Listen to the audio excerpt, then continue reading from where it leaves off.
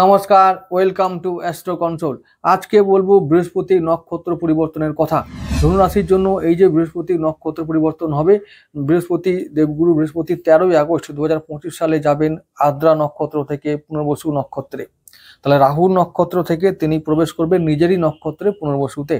এই যে নক্ষত্র পরিবর্তন হবে তার ফলে ধনুরাশির জীবনে কি কি পরিবর্তন আসবে সেই বিষয়ে আজকে আলোচনা করব। আজকে যেটা আমি বলতে চাইবো যে এই যে নক্ষত্র পরিবর্তন হচ্ছে সেটা কিন্তু ধনুরাশির জন্য পজিটিভ পরিবর্তন। কারণ সপ্তম ভাবে দেবগুরু বৃহস্পতি যখন তিনি লগ্ন ভাবে দৃষ্টি রাখছিলেন, এমনিতে সপ্তম ভাবে যে দেবগুরুর অবস্থান সেটা কিন্তু একটা পজিটিভ একটা অবস্থান বা গোচর।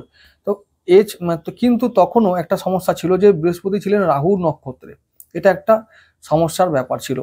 কিন্তু তিনি এবার রাহু মুক্ত হয়ে তিনি নিজেরই নক্ষত্রে প্রবেশ করবেন, নিজের গৃহে প্রবেশ করবেন, তিনি আরো আনন্দে থাকবেন, আরো বলবান থাকবেন। তো এই অবস্থায় তিনি ভালো এবং শুভ ফল দেবেন সমস্ত জাতক জাতিকাদের উপরে, ধনুরাশি ধনুলগ্নের উপরে। এটা একটা ব্যাপার, পজিটিভ ব্যাপার। তো এছাড়া আরো অনেক কিছুই পজিটিভ ঘটনা ঘটবে, যার আমি একটার পর একটা ব্যাখ্যা করে যাব। তবে তার আগে বলে রাখি যে এই যে নক্ষত্র পরিবর্তন হবে সেটা ঠিক কতদিন পর্যন্ত হবে, আর ঠিক কোন কোন দিনে হবে, তিনি আবার কবে কবে তিনি কি অ্যাক্টিভিটি করবেন সেটা একটু বলে রাখি সংক্ষেপে। আচ্ছা, 13 আগস্ট 2025 তিনি বৃহস্পতি আসবেন পুনর্বসু নক্ষত্রে। আচ্ছা, এরপর তিনি আবার 12 নভেম্বর 2025 কর্কট রাশিতে তিনি ওই পুনর্বসু নক্ষত্রের চতুর্থ চরণে বক্রী হবেন। তাহলে আমরা এখন এই 13 আগস্ট থেকে 11 নভেম্বর পর্যন্ত এই যে 90 দিন, এই 90 দিনের যে ফল বিচার, বৃহস্পতির যে গোচর ফল সেটা আলোচনা করব। তাহলে এই 90 দিন, তাহলে কবে থেকে 90 দিন? 13 আগস্ট থেকে 13 আগস্ট 2025 সাল থেকে 12 নভেম্বর 2025 পর্যন্ত, বা 11 নভেম্বর 2025 পর্যন্ত যে দিনটা পাবো আমরা সেটা হচ্ছে 90 দিন। এই 90 দিনের মধ্যে 60 দিন তিনি থাকবেন মিথুন রাশিতে, আর 30 দিন থাকবেন কর্কট রাশিতে।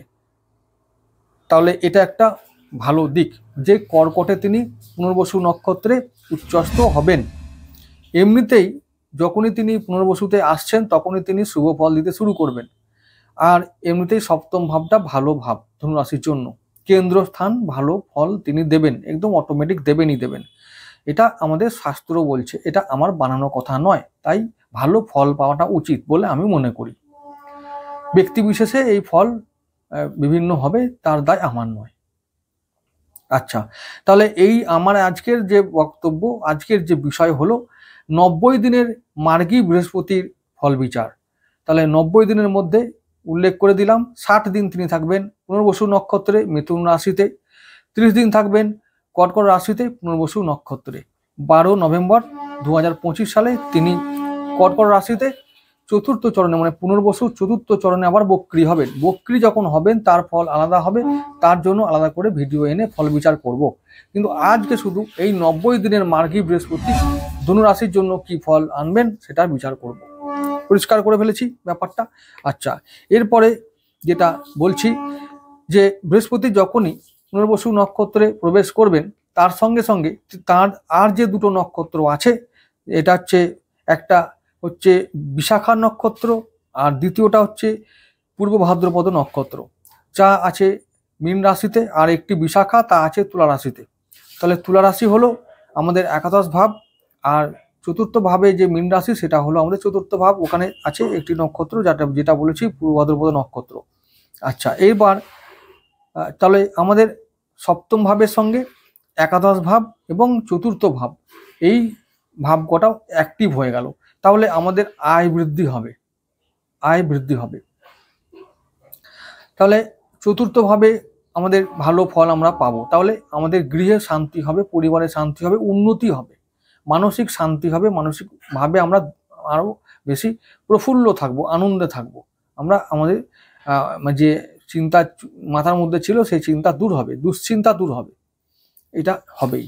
ব্যবসায় ভালো ফল পাবো, পার্টনারশিপ ব্যবসায় ভালো ফল পাবো, নতুন নতুন অর্ডার আসবে, ব্যবসায় এবার কেনাকাটা বা বিক্রি বাটা বাড়বে।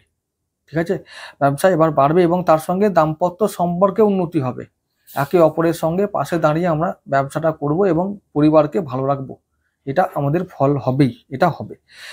এছাড়া আরো অনেক কিছু বলার আছে, তবে তার আগে আমি বলে রাখি যে পুনর্বসু নক্ষত্র সম্বন্ধে দু চার কথা না বললেই নয়, সেটা একটু বলে রাখি। তাহলে আরো পরিষ্কারভাবে আমরা বুঝতে পারবো যে আমাদের কি করতে হবে, কোন দিকে আরো ফল আসবে এবং কোন দিকে শুভ ফল আসবে এবং কি কি ফল আসবে, সেটা আমরা আরো পরিষ্কারভাবে বুঝতে পারবো। আচ্ছা, পুনর্বসু নক্ষত্র যা কিনা, যার অধিপতি গ্রহ হলো দেবগুরু বৃহস্পতি। পুনর্বসু নক্ষত্রের প্রতীক হলো তৃণ বা ঘাস। এই নক্ষত্রের দেবতা বা দেবী হলেন অদিতি। অদিতি হলো দেবতাদের মাতা। আর এই পুনর্বসু নক্ষত্রের যে বৃক্ষ তার নাম হলো বাঁশ। বাঁশ বাঁশ গাছ আমরা সবাই চিনি, সেই বাঁশ গাছ হলো এই নক্ষত্রের প্রতীক বা গাছ, মানে তার মানে সেই গাছের সঙ্গে নক্ষত্রের সম্পর্ক আছে। আচ্ছা, আরেকটা কথা প্রসঙ্গক্রমে বলে রাখি, বাঁশ গাছের সরু কঞ্চি যা দিয়ে ধূপকাঠি তৈরি হয়, এই ধূপকাঠি আমরা বাঁশ দিয়ে অনেক সময় অনেকে তৈরি হয়, যেটাকে আগরবাতি বলা হয়, আগরবাতি নয় সরি, ধূপকাঠি।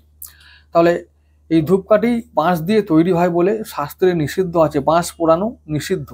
বাঁশ পোড়ালে পিতৃদোষ হয় এবং পিতৃপুরুষেরা আমাদের প্রতি রুষ্ট হন, তারা আমাদের অভিশাপ দেন, তাহলে ওই জন্যই নিষিদ্ধ, বাঁশ পোড়ানো নিষিদ্ধ। বাঁশ একমাত্র পোড়াতে হয় অন্ত্যেষ্টি ক্রিয়ার সময়, মৃতদেহ সৎকার্যের সময়, তো সেই সময় ছাড়া অন্য সময় বাঁশ পোড়ানো নিষিদ্ধ, শাস্ত্রে নিষিদ্ধ আছে। তাহলে পোড়ালে কি হবে? পোড়ালে হবে পিতৃপুরুষরা আমাদের প্রতি রুষ্ট হবেন, তারা অভিশাপ দেবেন, তাই ধূপের মধ্যে ব্যবহার করা বাঁশ না পোড়ানোই ভালো। ঠিক আছে, তাহলে কি করতে হবে? ধূপের বদলে আমরা আগরবাতি, শুধুমাত্র ধূপ আছে এই রকমই আমরা বাতি ব্যবহার করব, বা ওই রকম দণ্ড ব্যবহার করব, যেখানে বাঁশের ব্যবহার নেই সেইগুলো ব্যবহার করার চেষ্টা করব। ঠিক আছে, আমাদের দেশে বিশেষ করে আমাদের সনাতন ধর্মকে আঘাত করার জন্য এবং এর প্রতি অবিচার বহু কাল ধরেই হয়ে আসছে। তো জানি না এর পিছনে কাদের হাত ছিল, এইরকম মানে বাঁশ দিয়ে ধূপকাঠি তৈরি করা কারা করেছিল জানি না, তো নিশ্চয়ই চক্রান্ত ছিল। এরকমই তো আরো অনেক চক্রান্তের কথা আমরা জানি যা আমাদের ধর্মের প্রতি হয়ে আসে। তো এরকমই আরো অনেক কিছু আছে, সেগুলো আমি এখানে বলবো না, এগুলো বলাটা উচিত হবে না। তার মধ্যে একটি চক্রান্ত বা ষড়যন্ত্র হলো এই যে বাঁশ দিয়ে ধূপকাঠি নির্মাণ করা না, কারণ অবিচার হলেই ভালো হয়, তো এটাই অনেকে মনে করে, তো তাদের জন্য তাদের স্বার্থ সিদ্ধি হয়। এরপরে বাকিটা তোমরা বুঝে নাও। এরপরে চলে আসি নক্ষত্রের যে বিচারের কথায়, সেটা আমি বলবো। ওই যে বললাম পুনর্বসু নক্ষত্রের দেবী বা দেবতা হলেন, দেবী বলা চলে কারণ তিনি তো মাতা, স্ত্রীলিঙ্গ, তাই দেবী বলবো। তিনি দেবতাদের মাতা, অদিতি তার নাম, অদিতি। এবং তার স্বামী ছিলেন ঋষি কাশ্যপ। ঋষি কাশ্যপের ঔরসে এবং মাতা অদিতির গর্ভে দ্বাদশ আদিত্যের জন্ম হয়। দ্বাদশ আদিত্য মানে হলো 12 জন আদিত্য, বা ওই মানে আদিত্য মানে দেবতা, যারা আদিত্যরূপী দেবতা তাদেরকে, তারা 12 জন আছেন সংখ্যায়, তো তাদেরই মাতা হলেন আমাদের অদিতি মাতা।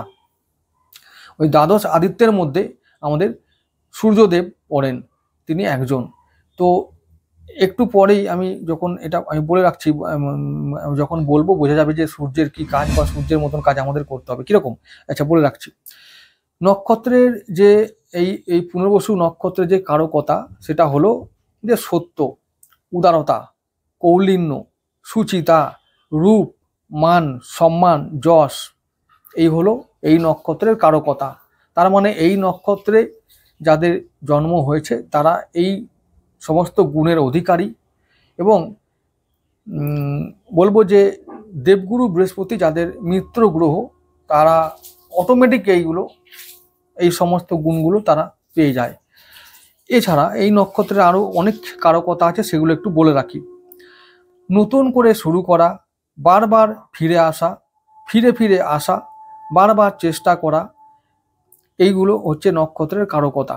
এই নক্ষত্রের কারকতাটাই হলো এরকম, মানে বারবার ফেল হচ্ছি, বারবার চেষ্টা করছি, আবার করছি, পুনরায় করা, পুনরায় আসা, পুনরায় আবার চেষ্টা করা, পুনরায় সেই কাজকে করা, ব্যর্থ হচ্ছি, আবার আসি, এটাকে ইন্ডিকেট করে। যারা এই নক্ষত্রে জন্মগ্রহণ করেছে তাদের নেচারটা এরকম হয়। এই গুণ তাদের মধ্যে আছে, মানে হার না মানা একটা অ্যাটিটিউড বা কোয়ালিটি এদের মধ্যে থাকে। এদের বৈশিষ্ট্যটা এরকম, মানে কিছুতেই হার মানবে না, কিছুতেই পরাজয় স্বীকার করবে না। আমার গুণ আছে, যোগ্যতা আছে, ক্ষমতা আছে, সেই দিয়ে আমি চেষ্টা করব যে আমি ওই কাজটাকে শেষ করার, ওই কাজটাকে নিখুঁতভাবে করার। এরকমই একটা গুণ বা মানসিকতা নিয়ে এই সমস্ত জাতক জাতিকারা জন্ম নেয়। যারা পুনর্বসু নক্ষত্রের জাতক জাতিকা আছো তারা ভালোভাবে জানবে যে এই গুণগুলো কেমন। আচ্ছা, এরপরে যেটা বলছি, এছাড়াও আরও অনেক কিছু আছে, সেটা আমি বলে রাখি। নতুন করে জীবন শুরু করা, একবার ত্যাগ করে আবার নতুন করে সেই কাজ শুরু করা, দূর দেশ থেকে গৃহে ফেরা বা স্বগৃহে ফেরা বা স্বস্থানে ফিরে আসাটা, এটাকেও এই কারকতাগুলো কিন্তু এই নক্ষত্রের এইগুলোও কিন্তু কারকতা। তাই বলছি, যারা বহুদিন ধরে চেষ্টা করছো, ব্যবসায় ফেল হচ্ছ, ব্যবসা করতে পারছো না, আবার চেষ্টা করো। এই সময়, এই যখন নক্ষত্রে আসবে আমাদের দেবগুরু, তখন তারা সফল হবে, তারা সঠিক ফলটা পাবে, পরিশ্রমের ফল তারা পাবে। যে যেখানকার বা যে কাজে তারা বারবার চেষ্টা করেছে, যদি তাদের চেষ্টা বা পরিশ্রম আন্তরিক হয় এবং নিষ্ঠার সঙ্গে হয়, তাহলে তারা অবশ্যই এইবার ফল পাবে। সেটা কোনো বিদ্যার্থী হতে পারে, কোনো ব্যবসায়ী হতে পারে, কোনো গৃহিণী হতে পারে, কোনো ছাত্রছাত্রী বা ওদিকে আমাদের কোনো কর্মী হতে পারে, যারা হয়তো চাকরি করা লোক সেরকমও হতে পারে।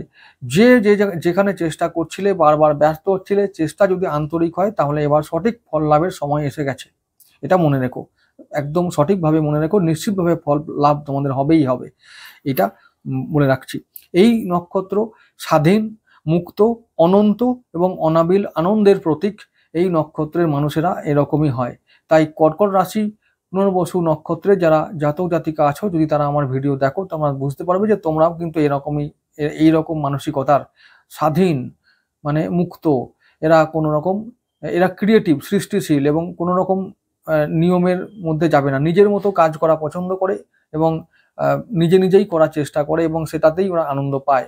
এরকমই একটা আমাদের এই সমস্ত জাতক জাতিকাদের বৈশিষ্ট্য।